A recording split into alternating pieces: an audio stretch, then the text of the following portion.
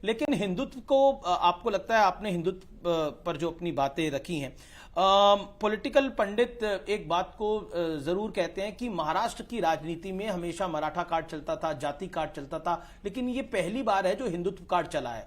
और इसलिए कहा जा रहा है कि महाराष्ट्र की राजनीति के चाणक्य पहले शरद राव पवार होते थे, अब देवेंद्र फडणवीस है।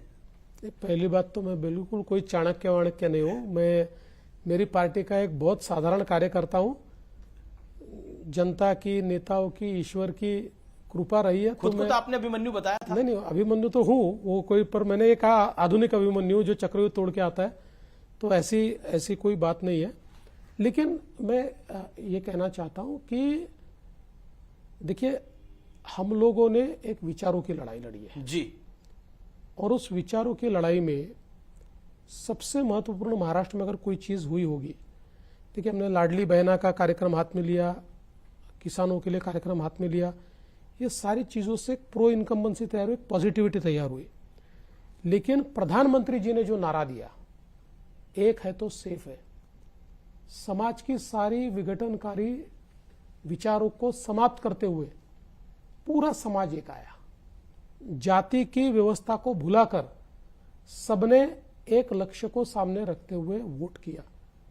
जिस प्रकार से लोकसभा के चुनाव में एक बहुत ही जहरीला पोलराइजेशन कांग्रेस और उसके साथियों ने किया था, और उस पोलराइजेशन के चलते उसके बाद जिस प्रकार की घटनाएं महाराष्ट्र में घटी, वो सारा देखने के बाद समाज के सभी तबकों के ध्यान में आया कि हम लोगों को साथ में आना पड़ेगा। एक है तो सेफ है का नारा, ये नारा महाराष्ट्र का मूल मंत्र बना, जिसके कारण 5% वोटिंग बढ़ा है और जो हमारे पाले में आया है। तो मुझे लगता है कि ये नारा एक डिफाइनिंग मूवमेंट था हमारे जीत का।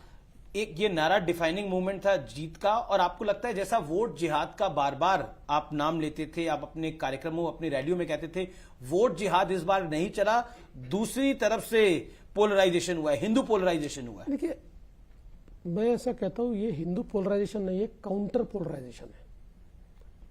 हमने पोलराइज नहीं किया। आपने कहा था चुनाव प्रचार में कि वोट जिहाद के खिलाफ धर्म युद्ध होना चाहिए। यस, ये काउंटर पोलराइजेशन है। अगर कोई वोट जिहाद की बात नहीं करता तो हम धर्म युद्ध की बात नहीं करते। ये काउंटर पोलराइजेशन है। जिस प्रकार से उलेमाओं की 17 मांगों के ऊपर अपने घुटने कांग्रेस, शरद पवार जी की पार्टी और उद्धव ठाकरे जी की पार्टी ने टेके, और किस प्रकार की मांगे, ऐसी मांग हो सकती है कि 2012 से 2024 तक महाराष्ट्र में जितने दंगे हुए, उन दंगों में जितने मुस्लिम आरोपी हैं, उनके सबके आरोप वापस ले लो, और ये घुटने टेक कर कहते हैं हाँ हमको तो मंजूर है, हम तो ये कर लेंगे, और ऐसी 17 मांगे। तो इसके चलते लोगों में भावना बनी, और उसके बाद फिर सज्जाद नोमानी खुलेआम कहते कि वोटों का जिहाद करिए, एमवीओ को समर्थन दीजिए। जिहाद शब्द उन्होंने यूज किया, इसलिए मैंने कहा अगर आप जिहाद करोगे तो वोटों का धर्म युद्ध होगा, और वो हुआ, और लोग आए और लोगों ने जवाब दे दिया। जी, लेकिन उधर तो आपने जवाब दे दिया, आपने बोला अभिमन्यु की तरह आपने चक्रव्यूह भेद लिया। ये जो विभागों वाला चक्रव्यूह है, किसको कौन सा विभाग मिलेगा? शिंदे जी गृह विभाग चाहते हैं और साथ साथ स्पीकर का पद भी चाहते हैं, क्या कहना चाहते हैं आप? ऐसा कोई चीज उन्होंने कही नहीं है, ये सारी मीडिया में ही चल रहा है।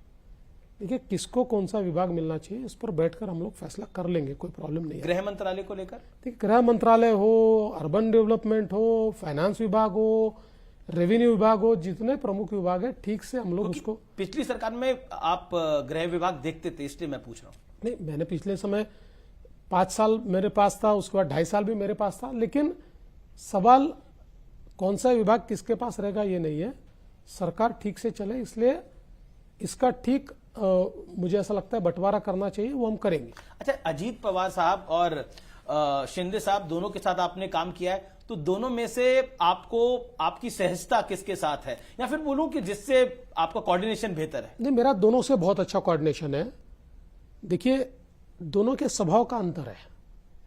शिंदे साहब का स्वभाव ये इमोशनल स्वभाव है, अजीत दादा का स्वभाव ये प्रैक्टिकल है। अजीत दादा प्रैक्टिकल पॉलिटिक्स करते हैं, प्रैक्टिकल एडमिनिस्ट्रेशन करते हैं।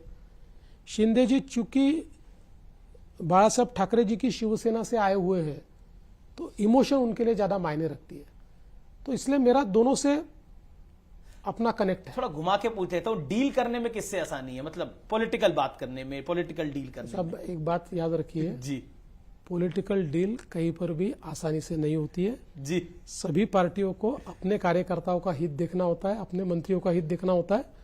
सभी लोग हार्ड बार्गेन करते हैं, हम भी हार्ड बार्गेन ही करते हैं, हम भी कोई सॉफ्ट बार्गेन नहीं करते, लेकिन अल्टीमेटली हम तीनों इस रियलिटी को समझते हैं कि हम तीनों मिलकर ही ये सरकार है। जी, तीनों मिलकर ही सरकार है।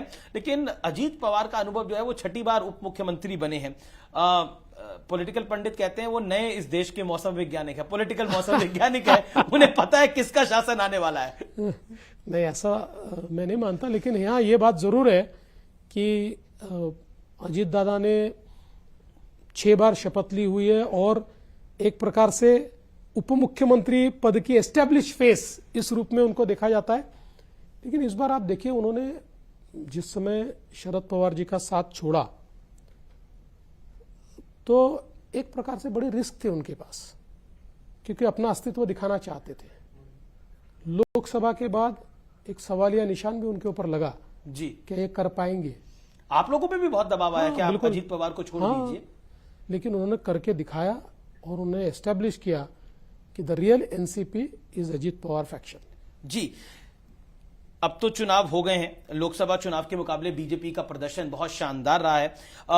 जो सीटों पर का अंबार लगा वो हम सबने देखा है। आपने कभी सोचा था जब आप चुनाव प्रचार कर रहे थे कि 130 सीटें?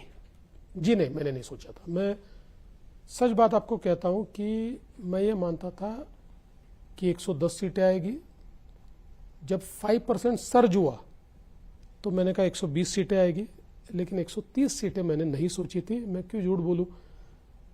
हाँ, ये जरूर मैंने कहा था और कई पत्रकार उसके साक्षी है कि जिस समय 5% वोट बढ़ा तो मैंने, पत्रकारों ने मुझे पूछा कि आप इसके मायने क्या है, तो मैंने उनको कहा कि देखिए 5% वोटों का बढ़ना ये 2 ही सिरों में होता है। एक तो एक्सट्रीम एंटी इनकम्बेंसी में होता है।